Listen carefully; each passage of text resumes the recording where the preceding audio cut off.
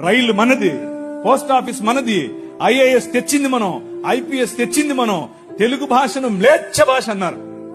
అరే ఏం భాష మాట్లాడుతున్నాడు మ్లేచ్ఛుడా అంటే, తెలుగు భాషలో డిక్షనరీ, మొట్టమొదటి డిక్షనరీ మంది. మీ నాయన రాజు, ద కింగ్, మనమిచ్చాం. CP Brown, he was a machinery.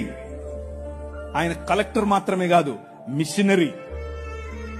Telugu భాష గద్య భాగంలో మొట్టమొదటి పేపర్ మనది. తెలుగు భాష గద్య భాగంలో మొట్టమొదటి పుస్తకం మంది.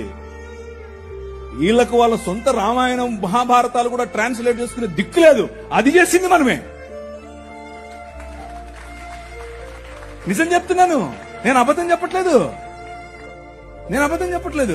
మొట్టమొదటి ట్రాన్స్లేషన్ చేసింది కూడా మనమే. వాళ్ళు అది కూడా చేయరు. ఎందుకంటే విద్య పంచకూడదు. వాళ్ళ రాజ్యంలో విద్య పంచకూడదు. మన రాజ్యం అందరికీ విద్య. ప్రతి ఒక్కరూ చదవాలి. ఎందుకు? ఇదిగో నల్లట్ట పుస్తకం కూడా చదవాలి. అర్థమవుతుందా? నల్లట్ట పుస్తకం చదివితే దిమాగ్ ఖరాబ్ అవుతుంది, దిమాగ్ ఫిరాయిస్తుంది. మనిషి వెంటనే మనిషి అవుతాడు. ఈ రాజ్యం మనుషుల కోసం రాజ్యం. ఆ రాజ్యం తలకాయలో నుంచి వచ్చిన వాళ్ళకి మాత్రమే రాజ్యం, భుజాల్లో నుంచి వచ్చిన వాళ్ళకే రాజ్యం. ఈ రాజ్యం అందరి రాజ్యం.